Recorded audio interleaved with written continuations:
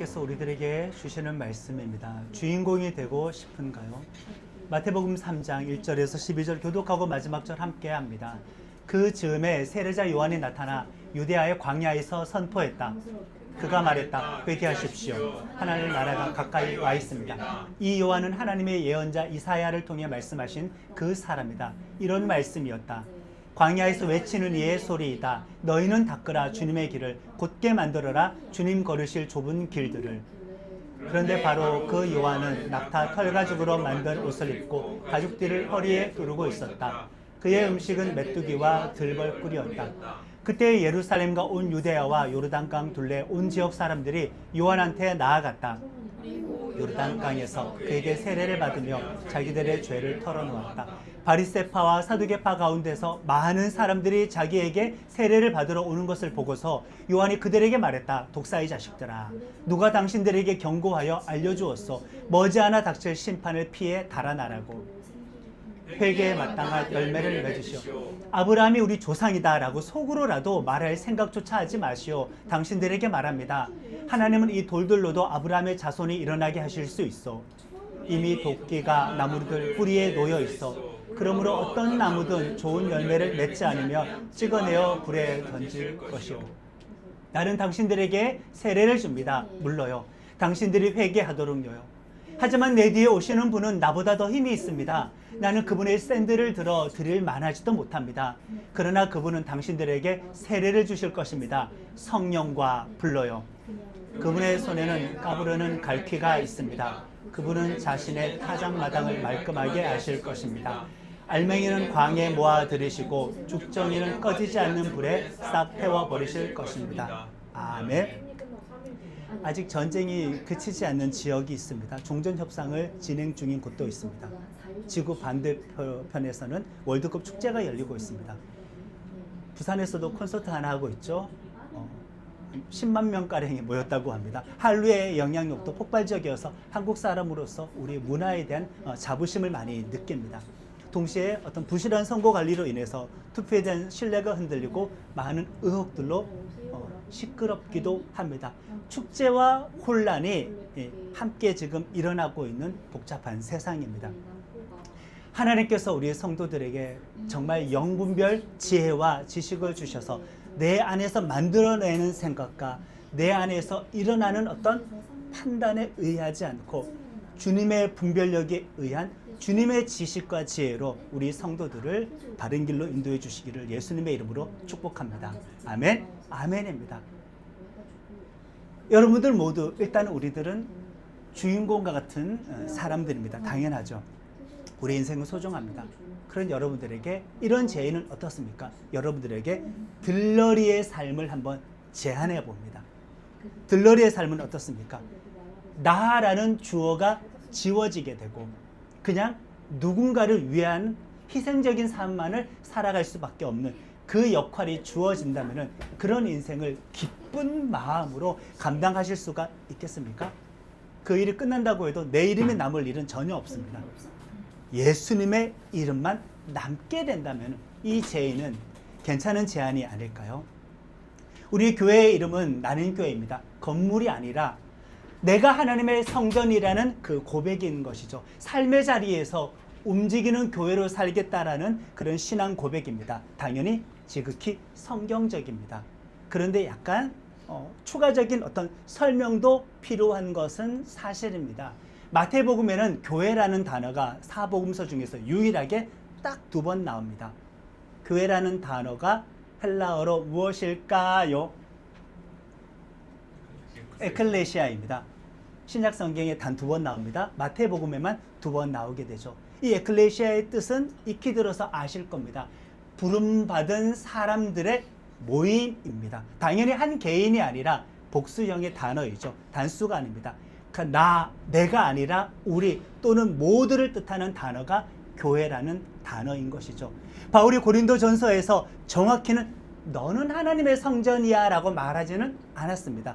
너희가 하나님의 성전이다라고 이야기를 했습니다. 고린도전서 후반부에 가면은 교회의 머리는 그리스도시고 너희들이 교회의 몸인데 그 몸에는 여러 가지 지체가 있고 은사가 있다라고 설명을 하면서 교회라는 몸에 대해서도 한 몸이지만은 복수형의 의미로 우리들에게 충분히 설명을 해 놓았습니다.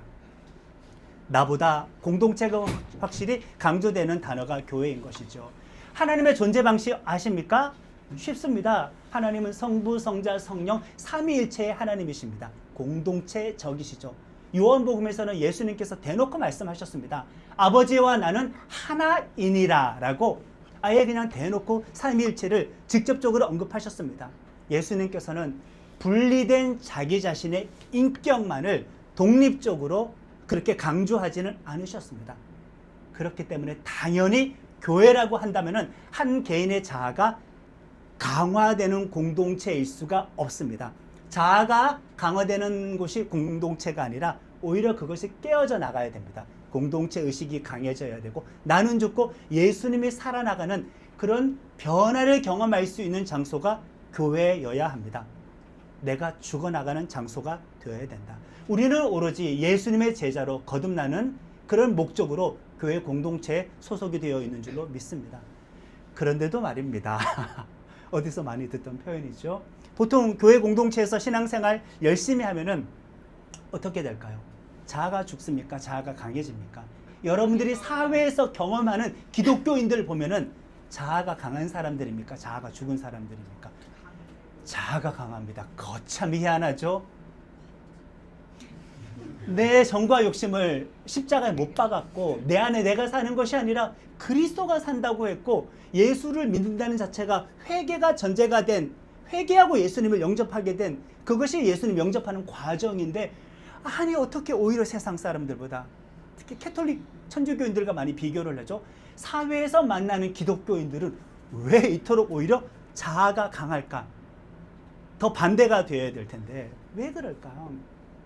여기 와가지고 누가 나 반대하는 사람 있습니까? 누가 나 책망하는 사람 있습니까? 제가 여러분들 편들어 드리지 여러분들 기죽입니까? 모두가 다 내 편입니다. 나 옳다고 이야기해 줍니다. 너가 맞다라고 이야기해 줍니다. 그냥 내가 세상 속에서 어떤 충돌이 일어나거나 바깥에서 시험 들었으면 세상은 악해. 사탄의 영역이야. 너는 오로지 피해자야. 너는 절대 가해자가 아니야. 수십 년 동안 이런 이야기만 계속 듣다가 보면은 자동적으로 우리들의 자아는 강해지게 됩니다. 원래는 그 반대가 되어야 하는데 여기서는 아무도 나를 교훈하거나 책망하거나 훈계하거나 지적하거나 지시하거나 정죄하는 사람 없습니다. 다 그냥 좋은 말만 해줍니다. 너가 오라. 하나님 네 편이야. 우리도 네 편이야. 바깥에 나가서 나는 욕먹는 사람인데 교회 갔더니 이 공동체는 전부 다 나를 지지해 주니까 신앙생활하면 자아가 깨져서 예수님의 제자로 내 안에 주님이 사는 사람으로 거듭나는 것이 아니라 역으로 자아가 강해지는 것을 제가 목회자로 수십 년 살아오면서 정말 경험하게 되는 겁니다. 참 놀랄 노자이죠. 무슨 노자라고요? 놀랄 노자입니다. 특히 사회에서 만나는 기독교인들은 더욱 그런 것을 많이 보게 됩니다. 나만 그것을 관찰하는 걸까요? 나를 바라보는 그 사람도 나를 그렇게 관찰하는 것이 아닐까요?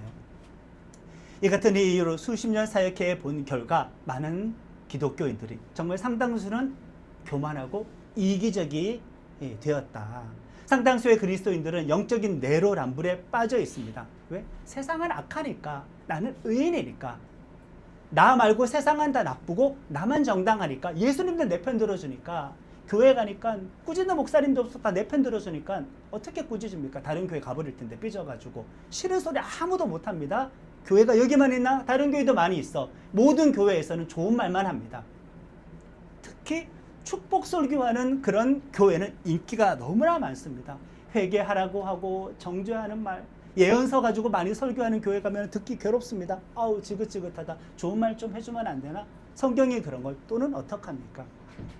상당수의 많은 그리스도인들은 그런 의미에서 자기애적 성격 장애가 있는 것도 많습니다. 저도 가끔 그렇게 느낍니다. 나도 그렇고 왜 많은 기독교인들은 오히려 신앙이 없는 사람들보다 나르시시스트일까? 거참 희한하다. 십자가에 나를 못 박았다고 했는데 왜 더 고집스럽지? 이 고집이 깨지지도 않아. 왜 잘못한 거면은 회개기도 하면은 그냥 그걸로 퉁칠 수 있으니까. 진정 회개했으면 깨어져야 할 텐데 회개라는 안전장치가 있다 보니까 잘못하면 회개하면 되니까 끝까지 나의 자아가 깨어질 수는 없습니다. 회개가 잘못 이용되고 있습니다. 나의 자아 지키는 변명의 통로로, 변명의 수단으로 이용되기도 하는 거죠. 회개가 필요한 정죄하는 말씀은 나에게 적용하지 않고 다른 사람에게 적용합니다. 나를 인정해주는 축복의 말씀은 나에게 적용하고 다른 사람에게는 적용하지 않으려고 합니다. 그리고 또 어떤 말씀은 본래 그 뜻이 아닌데 왜곡해서 나에게 유리하게 적용합니다. 또 어떤 말씀의 주제는 1인데 1이 아니라 격가지와 같았던 2와 3의 말씀만 주목해서 나에게 적용합니다. 왜? 듣고 싶으니까. 그런 의미에서 우리들은 이런 상태가 아닐까요? 믿고 싶은 것만 믿고 듣고 싶은 것만 듣고 나의 신앙을 강화하는 그런 신앙만 받아들이는 어떤 의미에서 많은 기독교인들도 확증 편향에 갇혀 있을 수도 있습니다. 그걸 정말 많이 느낍니다. 불쾌합니다. 정말 듣기 불쾌합니다. 불쾌합니다. 우리 왕 같은 제사장이잖아요. 나는 특별한 거 아닙니까? 우리는 특별한 것 아닙니까? 거듭난 영의 사람들은 자아가 죽어 있습니다. 거듭난 영의 사람들은 자아가 죽고 영적으로 살아갑니다. 그 영 안에 성령님께서 내주하시니 성령님의 어떤 뜻대로 살아갑니다. 영적으로 살아가려고 하는 사람에게 성령과 불이 떨어지지 거듭난 영을 가지고 있으면서도 자아가 육체와 결탁하여서 자기중심적으로 살아가는 사람들에게 성령과 불이 떨어지겠습니까? 그런 의미로 자아가 강한 사람들은 성령을 간구해도 그 충만함을 제대로 누리지 못합니다. 일반적으로 거의 그렇습니다. 우리를 돌아봐야 합니다. 성경에는 문법적으로 저런 표현이 참 많이 있어요. 이런 말 들어보셨나 모르겠는데 신학교에서 성경 수업 들으면은 자주 듣는 표현입니다. 신적 수동태라는 표현이 많이 나옵니다. 신적 수동태. 사람이 누군가에 의해서 어떤 행동을 하게 되는 겁니다. 그러니까 내가 한 게 아니라 누군가에 의해서 되어지는 것. 누군가에 의해서 내가 그 행동을 어떤 의도적으로, 피동적으로 하게 되는 건데 그 누군가라는 주체가 하나님이니까 이것은 신적인 수동태다라는 그런 표현을 많이 씁니다. 하나님에 의해서 그 행동을 했으니 내가 자랑할 건 전혀 없게 되는 거죠. 하나님께만 영광과 경배와 찬양과 존귀를 돌릴 수 있는 그런 문법적인 표현입니다. 성경에 있는 많은 인물들 중에 신실한 하나님의 사람이 누가 보아도 정말 믿음의 행동을 했을 때, 순종의 행동을 했었을 때에도 그 행동의 주체가 내가 그 사람에게 있는 것이 아니라 하나님에 의해서 그렇게 되어진 것입니다. 하나님의 은혜에 의해서 그렇게 되어진 것이니 이런 신적인 수동태의 표현이 아주 많이 담겨 있는 거죠. 여러분들은 어떻습니까? 내가 주체가 되고 싶지 않으십니까? 주인공 되고 싶으십니까? 평생 엑스트라로 살고 싶으십니까? 존재감 없는 조연으로 사는 것은 어떻습니까? 그런 인생 꿈꾸어 본 적은 있습니까? 저는 사실 제 목회에 최종 목표와 결과는 정해놓고 살아갑니다. 몇 번 가끔 이야기해서 여러분들 듣기 짜증날 거예요. 제 목표의 최고 결론과 끝은 제 목사직을 내려놓는 거거든요. 그 정도 되면 저는 성공했다고 생각할 것 같아요. 항상 한계를 정해놓지 않고 살아가면은 안 그래도 자아가 강한 사람인데 성령의 역사를 많이 체험한 것조차도 자기 자신의 자아가 강해지는데 사용한 그런 사람인데 이런 목표를 정해놓지 않으면은 마지막에 가서 잘못될 수도 있다라는 생각을 하기 때문에 출발부터 그냥 안전장치를 걸어 놓는 겁니다. 우리에게 다 하나님께서 이런 인생을 요구하지 않을까요? 자, 너는 처음부터 조연이다. 내가 주인공이다. 너는 절대 주님이 아니다. 내가 주님이다. 너는 그냥 영원히 엑스트라로 살아. 너를 드러내지 마. 나만을 드러내. 이렇게 살아가는 것에 대해서 전율할 정도로 감격하고 감동할 수 있다면 진짜 그 사람의 영혼 제가 부럽습니다. 너무 행복하다. 어떻게 하면 저런 영혼을 소유할 수 있을까? 하나님의 기쁨을 자기의 기쁨으로 여기고 예수님이 존귀하게 되는 것에 대해서 감동하여서 눈물을 흘릴 정도의 믿음을 품고 있다면 우와, 저 사람 진짜 대단하다. 왜 크게 안 될까? 자꾸 우리는 교만하면서 후회만 하게 될까? 세례 요한이 딱 이런 삶을 살았다 이거예요. 우리 세례 요한에 대한 말씀을 배울 겁니다. 자신을 강조하면서 주인공으로 살았을까? 자신의 존재감 뿜뿜하면서 살아갔을까? 신적인 수동태로 살아갔을까? 자기가 주체가 되어서 그렇게 살아갔을까? 자신의 신앙과 사역을 위해서 예수님을 이용했을까? 예수님께 이용당하다가 아니면 가차없이 그의 목숨이 그냥 끝나버렸을까? 좀 극단적이긴 합니다만은 세례 요한은 철저하게 예수님께 이용당하는, 좋게 이야기하죠, 쓰임받는 삶을 살아가다가 한 30살, 31살에 순교를 당하게 됩니다. 아주 일찍. 예수님께서 공생애를 시작하기 전에 세례 요한은 먼저 활동을 했었습니다. 세상과 결별하고 속세와 떠나서 광야에서 금욕생활하면서 하나님 나라를 기다리며 메시아를 기다렸던 유대교의 한 어떤 그런 분파가 있었는데, 쿰난 공동체라고 있습니다. 그 쿰난 공동체가 살았던 광야에서 몇십 년 전에 성경의 어떤 두루마리가 발견되었죠. 귀한 자료였었습니다. 세례 요한을 이 쿰난 공동체의 영향을 받은 일원으로 많은 사람이 추정합니다. 왜? 세례 요한도 광야에서 살았어요. 가죽옷을 입고 메뚜기 먹고 벌꿀을 따다가 먹고 광야에서 야인처럼 살았습니다. 영적인 수도승처럼 살았기 때문에 쿰난 공동체에 영향을 받을 사람으로 많이 추정을 하는데, 세례 요한은 어떠한 메시지를 먼저 전파했느냐? 복사붙이기입니다. 누가 한 복음 선포와 비슷한지 맞춰보십시오. 회개하라, 하늘나라가 가까이 왔다. 회개하라, 천국이 가까이 왔다. 이게 세례 요한의 첫 선포였습니다. 이거 누구의 선포와 비슷할까요? 예수님의 선포와 똑같습니다. 완전 똑같습니다. 자기 말을 한 게 아니라 하나님의 말을 했습니다. 동일한 메시지를 선포한 게 얼마나 중요한지 아십니까? 이거 정말 중요합니다. 세례 요한에게 추종자가 정말 많았어요. 전국구 영적인 스승이었습니다. 아까 우리 본문에 읽었죠? 바리새인과 사두개인조차 와서 고개를 숙여 세례를 받으려고 할 정도면은 일반 민중들로부터는 얼마나 지지를 받았을지, 그런 종교 기득권 충으로부터도 영적인 스승으로 인정을 받았는데, 이 세례 요한에는 그렇게 추종자가 많았습니다.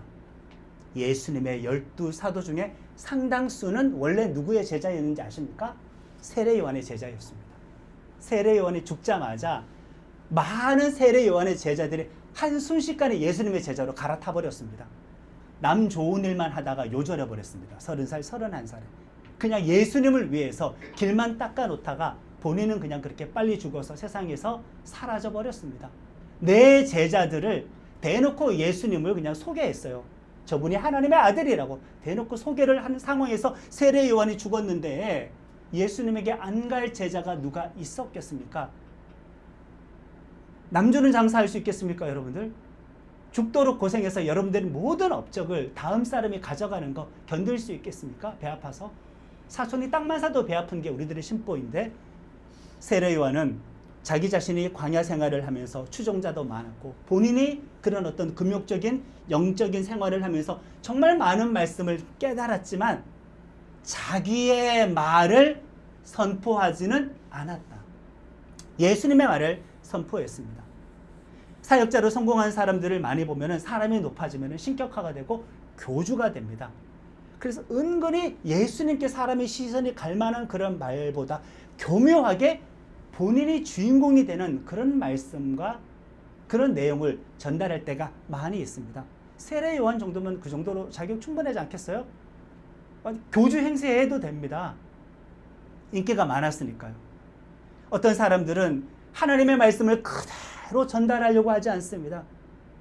말씀을 전달하는 이 과정을 통해서도 어떻게 하면 이 사람을 선동해서 내 사람 만들까라는 이 궁리를 합니다.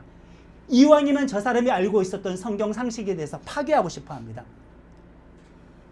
신뢰가 가는 그런 성경 해석보다도 뭔가 삐딱하게 꼬아서 하는 해석들만 가지고 전달하면서 네가 원래 알고 있었던 성경 이해는 다 틀렸어. 진짜는 이거야. 근데 주석책 보면은 많은 신학자들이 동의하지 않는 아주 극히 소수의 의견, 마이너의 의견인데 그걸 가지고 사람들이 이미 알고 있는 말씀 해석에 대해서 간섭하면서 그거 깨트려 놓습니다. 다 나에게 틀리게 가르쳐줬구나. 이 사람만 나에게 바르게 가르쳤구나라고 해서 그렇게 유니크한 성경 해석을 통하여서 사람을 내 편으로 만들어서 이거는 예수님의 메시지를 그대로 전달하는 것이 아니라 내 사람 만들기 위해서 가스라이팅 하는 것과 똑같습니다.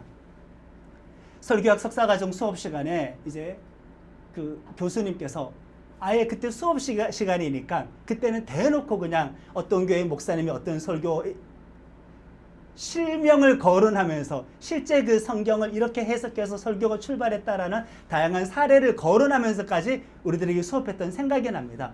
이 해석은요, 여러분들 보편적인 해석이 아닙니다. 유니크한 해석입니다.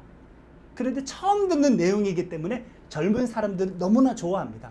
그래서 청년 사역하는 사람들이 이런 실수 많이 합니다. 이해하시겠죠? 진짜 그 사람 내 편 만드는 겁니다. 너 이것을 이렇게 알고 있었어. 근데 사실 그거 다 틀린 거야. 원래는 이거야. 그럼 이 사람은 어디서도 들을 수 없는 해석이다. 이 사람만 하나님의 말씀을 바르게 해석할 수 있구나. 다 내 편 만들어, 내 편 만들어. 실명을 거론해서 수업했던 기억이 나는데, 그래서 제가 작정을 했죠. 유니크한 해석은 피해야 된다. 모두가 공감하고 보편적인 해석을 해야 된다.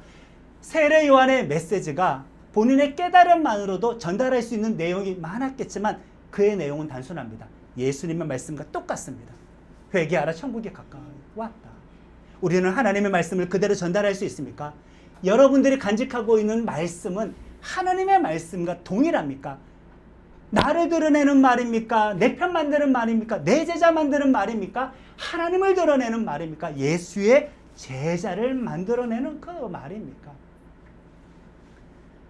우리는 예수님의 말씀을 증거해야 할 줄로 믿습니다. 회개하라, 하늘나라가 가까이 왔다. 우리 예수님의 말씀을 그대로 전하기로 다짐할 수 있기를 예수님의 이름으로 축복합니다. 아멘. 네. 내 생각이 아니라 주님의 생각을 증거해야 되겠죠. 내가 전하는 말씀을 통해서 목적하는 바는 무엇입니까?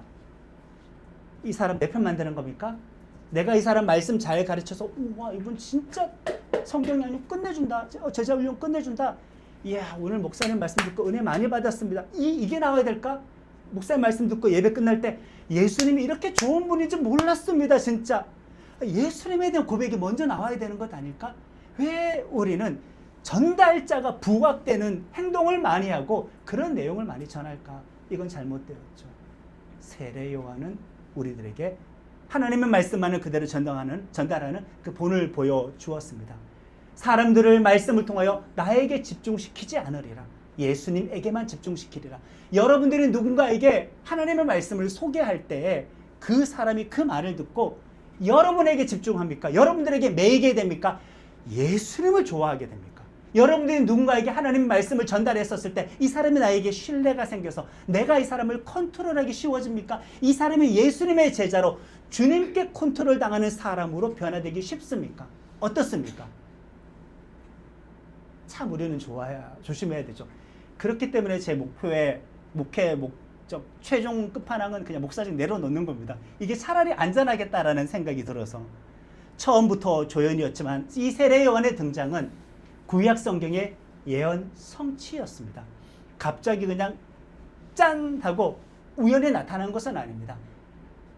세례 요한의 등장은 이미 수백 년 전 구약 예언서에 예언이 되어 있었습니다. 광야에서 외치는 자의 소리라고. 주님의 길을 곧게 만들고 주님의 길을 준비하는 역할을 감당하게 될 거라고 예고가 되어 있었으니 처음부터 세례 요한은 주인공이 될 수 없었습니다. 그거 자각하지 않고 살았을까요? 세례 요한이 자각하고 살았습니다. 그만큼 하나님과의 관계가 깊었다는 거죠. 세례 요한은 정확하게 자기의 한계를 알고 있었습니다. 그거 모르지 않았습니다. 이게 대단한 거죠. 이거 어떻게 자각할 수 있었을까? 예수님도 아니라 세례 요한인데 평소에 하나님과의 기도 생활이 깊었다는 것을 알 수 있죠. 특별 대접 받아도 특별할 수 없는 한계가 있습니다. 평생 조연밖에 할 수 없고 주인공이 될 수 없다면 자, 과연 그 일을 할 수 있을까? 사랑자매님 어떻습니까? 하나님께서 나에게 맡기신 사명이 너 평생 엑스트라야. 절대 너를 드러낼 수는 없고 나만 드러내. 어떻게? 물론 이 말씀을 여러분들이 오해하면 안 되는 게 저는 지금 하나님과의 관계에서 예수님의 제자로서 조연으로 살라는 거지 여러분들이 회사에서 직장에서 맡고 있는 일을 통해서 자기 어필하지 말라고 자신감 가지지 말라고 능력 있으면 내 능력을 어필해야지. 자신감 가져야지. 내 능력과 내 업무 결과에 따라서 정당한 성과를 진급을 요구해야 되지.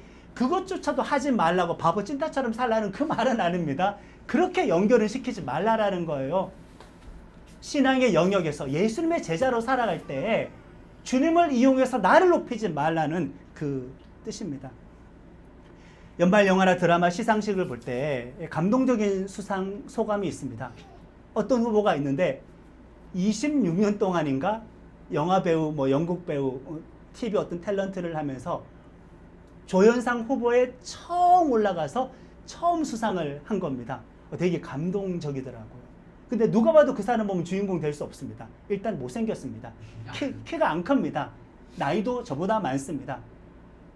외모가 매력적이지도 않아요. 누가 봐도 이 사람은 절대 주인공 될 수가 없습니다. 정해진 겁니다. 그 사람은. 주로 악역을 많이 하더라고요. 그런데 조연이 주어졌으면은 주인공처럼 연기해서는 안 될 일이죠. 오버해서 주인공이었던 아우라를 넘어서면은 그게 몰입도를 깨죠. 그 사람에게 초점이 갔어야 될 걸 내가 훔치면 안 될 일이죠. 그냥 주어진 자기 역할 잘하면은 오히려 잘하였도다 충성된 종아 되고 우리 조연상 받을 수 있게 되는 겁니다. 세례요한은 광야에서 하나님 나라 소식을 전했습니다. 광야. 사역의 장소로는 솔직히 좋지는 않습니다. 형편없는 임지입니다. 들판에서 그냥 자야 됩니다. 얼마나 추웠든지 털옷을 입을 수밖에 없습니다. 낙타 털옷을. 밤에 추우니까. 그리고 메뚜기를 먹고 야생꿀을 먹었다고 했는데 현장에서 공급되는 양식을 먹으면서 이렇게 스스로를 그냥 자발적 가난에 처하게 만들어서 하나님의 말씀을 그대로 전한 사람이었었습니다. 근데 이제 유명해지기 시작했네요. 이 고생에 따른 영성 수련에 따른 보상이 있어야 될 것 아닙니까? 우와, 이제는 민중들뿐만 아니라 바리새인들과 사두개인까지 와서 저의 죄를 고백합니다. 저에게 침례를 주셔서 저의 죄 씻음의 은혜를 베풀어 주십시오라고 머리를 조아리는 그 정도까지 위치에 올라섰다면은 고진감래라고 주님을 위해서 고생한 사람들은 왠지 모르게 항상 주님을 위해서 일했음에 대해서 만족하면 될 텐데 보상 심리가 있어요. 내 광야에서 이만큼 고생했다. 광야 공동체 생활하면서 고생했다. 금욕 생활했다. 이제 인기가 높아졌다. 종교 지도자들조차도 나에게 굽신굽신한다. 높아질만 하잖아요. 그런데 그렇게 하지 않았다. 찾아오는 사람들에게 세례를 줍니다. 자발적인 가난의 삶을 살아갑니다. 우리가 물론 다 그렇게 살아갈 수는 없겠죠. 세례요한은 그 역할이 정해졌었으니까. 요단강에서 사람들에게 침례를 주면서 회개를 하는데, 자, 곰곰이 생각해 보세요. 당시에 사람들이 회개하려면 원래 어디에 가야 됩니까? 아직 복음이 제대로 선포되기 전입니다. 예수님 등장 전이니까. 원래 죄 용서 받으려면 어디에 가야 됩니까? 예루살렘 성전에 제사장 앞에 가서 짐승 제물을 피 흘려 찢어 발리게 가지고 태워가지고 율법에 있는 제사 기능을 통해서 성전에서 제사장을 통하여 제사 기능을 통해서 회개를 할 수 있는데 세례 요한에게 가서 물 세례를 받음으로 죄 사함의 의식을 치르고 있다 이거죠. 여기서 알 수 있는 것은 몇 가지가 있죠. 중요한 것은 성전의 기능이 정지가 될 것이다. 율법 제사의 기능이 정지가 될 것이다. 그 의미가 있습니다. 그렇다고 해서 세례 요한의 이 침례를 통하여 세례를 통하여 모든 사람들의 죄가 완전히 용서받을 수 있는 것도 아닙니다. 왜 세례 요한의 세례를 통하여서 죄의 용서를 못 받아요? 너무 쉽잖아요. 예수님의 피가 아니니까, 십자가 보혈이 아니니까 물로 씻어도 어차피 세례 요한은 구약 성경에 끝자락이 있어요. 세례 요한의 아버지가 사가랴 레위인 제사장입니다. 세례 요한은 제사장입니다. 그나마 제사장이 있으니까 물 세례를 줄 수 있지. 이 말은 세례 요한은 어떻게 보면 제사장이기도 하기 때문에 그가 하는 이 회개 의식은 복음의 영역이 아니라 율법의 끝자락에 있는 겁니다. 율법의 주된 기능이 무엇인지 아십니까? 사람으로 하여금 자기 죄를 깨달아 회개하게끔. 예수님은 그 다음에 오셔서 사람들을 구원하는 그 행위를 하시는 겁니다. 세례 요한 불쌍합니다. 회개를 시키면서 예수 영접할 수 있는 준비는 다 해놓고 예수님께서 십자가에서 보혈 흘리기 전에 부활 승천하기 전에 그냥 죽습니다. 복음의 능력을 맛보지도 못하고 사명을 끝내고 그냥 죽습니다. 성경에서 그래서 세례 요한을 율법에 속한 사람, 율법의 끝자락에 속한 사람이라고 소개합니다. 지나간 구시대를 그냥 마무리하는 역할일 뿐입니다. 아무리 내가 노력을 해도 내가 하는 것은 그냥 낡은 것입니다. 어차피 새 것은 옵니다. 세례 요한은 복음을 경험하지 못하고 삶을 끝냈기 때문에 그런 의미에서는 우리보다 못한 사람이라고 할 수 있죠. 그래서 예수님께서 세례 요한에 대해서 이렇게 이야기했어요. 하나님의 나라에서 지극히 작은 자라도 세례 요한보다 크다. 이 의미 아시겠습니까? 세례 요한은 십자가 보혈을 경험하지 못하고 죽었어요. 율법의 마지막에 포함된 사람입니다. 여기에 있는 모두는 예수님의 보혈을 경험한, 살아생전에 예수님의 보혈을 경험했잖아요. 주의 피로 영원한 죄사함을 받았잖아요. 하나님의 자녀가 되었잖아요. 우리 세례 요한보다 하나님의 나라 관점에서는 높은 사람들이 되는 겁니다. 세례 요한 아무리 열심히 사역해도 복음 맛보지 못합니다. 성령 못 받았습니다. 본격적인 성령 강림은 없었으니까. 세례 요한에게 성령의 내주하심은 없습니다. 율법의 시대에 속했으니까. 공식적인 성령 강림은 예수님이 승천하시고 마가의 다락방에서 오순절날 강림한 이후에 모든 성도들에게 내주하시기 시작했지, 그 전에 성령님의 내주하심은 없습니다. 세례 요한이라고 할지라도. 이런 세례 요한의 삶을 비추어 볼 때 우리가 이렇게 자아가 강한 신앙생활을 유지하는 것이 과연 옳을까? 내가 주인공이어야만 할까? 개 중에 정말 특별하게 하나님의 성령의 역사를 많이 체험한 사람들은 더욱더 주인공 병에 걸립니다. 누구 이야기하는지 아시겠죠? 거의 자전적인 고백이기도 합니다. 난 나중에 뭔가 특별하지 않을까라는 생각을 젊은 날 얼마나 많이 했는지 몰라요. 왜? 나는 이런 체험했으니까. 저 사람이 경험하지 못했던 어떤 하나님의 신비한 체험을 많이 했으니까 이 주인공 병에 걸리는 겁니다. 제정신이 아닌 거죠. 미친 겁니다. 예수님의 사역 초창기에 세례 요한이 죽게 될까요? 살게 될까 예측할 수 있지 않겠습니까? 이제는 성경은 안 읽어봐도 예측이 될 수 있어요. 예수님의 아버지 요셉은 공생애 전에 죽었습니다. 그래서 예수님이 성육신 하셨다라는 것, 하나님의 자녀라는 것에 대한 장애물이 치워지게 된 겁니다.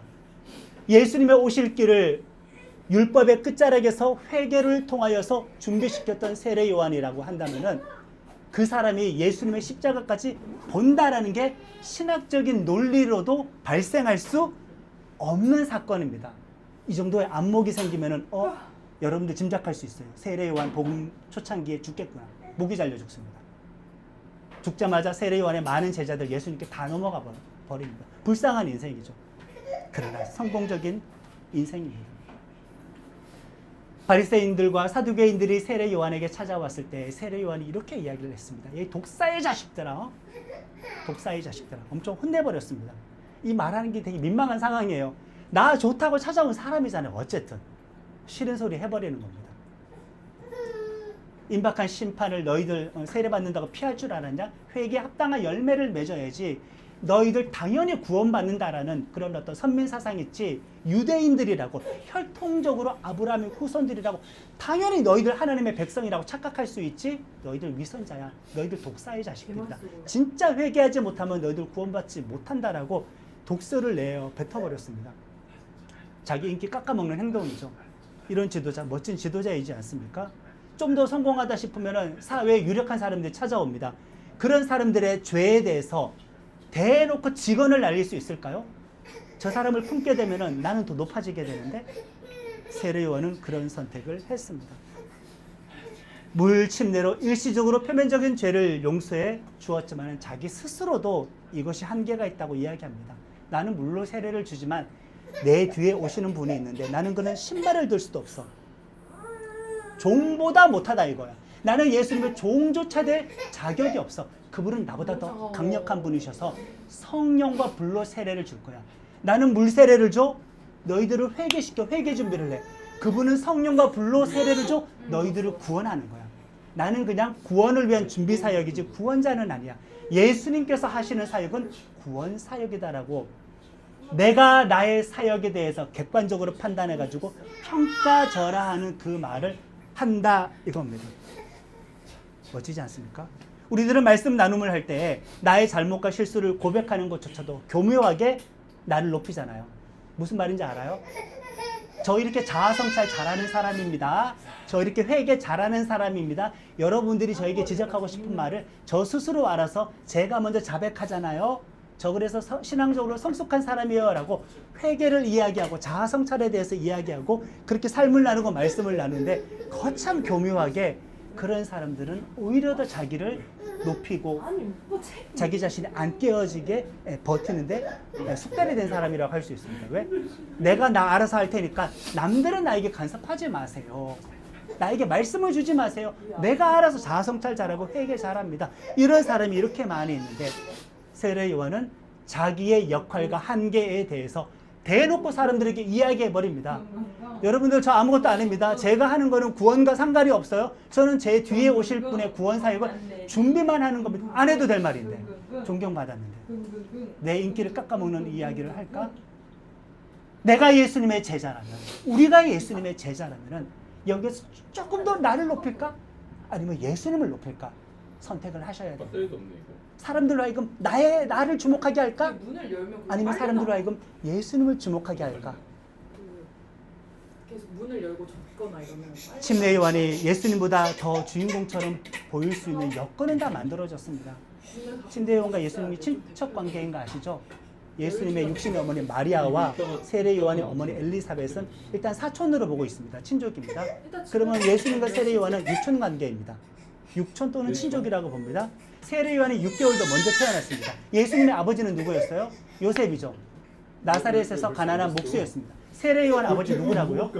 사가랴 제사장이었어요. 집안 배경이 다릅니다. 그냥 제사장 그대로 물려받았으면 종교적인 기득권을 유지할 수 있습니다. 근데 내 육촌 동생 나보다 6개월 어린 저 예수는 아버지가 목수야. 이미 나는 인기가 있어. 그러니까 본인이 그냥 나쁜만 먹기로 하면 예수님의 모든 것을 가로챌 수 있어요. 그러나 그렇게 하지 않았다. 빨리 죽었습니다. 목이 잘려서. 우리는 특별하지 않습니다. 그런 일들은. 우리는 평생 예수님의 조연입니다. 예수님이 주인공입니다. 우리는 주님의 길을 예비하라고 그런 역할을 맡았습니다. 사람을 나에게 집중시킬 수는 없습니다. 예수님에게만 집중시켜야 합니다. 내 자아가 죽고 예수님 살고 나는 내려놓고 포기해야 합니다. 예수님과 그분의 복음만을 자랑하고 증거하는 삶을 살아가는 평생 엑스트라가 되시기를 예수님의 이름으로 축복합니다. 아멘? 기분 안 나쁘시죠? 여러분들 평생 엑스트라나 되라 그냥. 평생 조연만 하다가 살아라. 기분 나쁘십니까? 예수님만 드립니다. 나는 교회를 통하여 예수님께서 기뻐하시고 드러날 수 있기를 다시 한번 축복합니다. 아멘.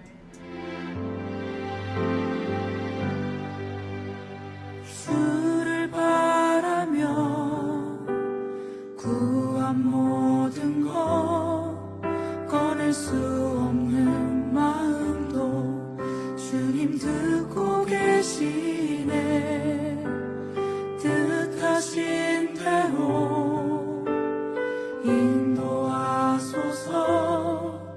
언제나 주님 따르며 그 곁에 거하리라. 주의 인자는 영원하시니 신실한 주의 이끄심 나는 찬양하리라. 모든 시간을 주께 드리네. 한 걸음 내디딘 삶을 나의 주께 드리네. 주와 함께한 고백 내 삶에 채우소서. 나를 향하신 주님의 마음 담아주소서. 주의 부르신 계획 온전히 이루소서.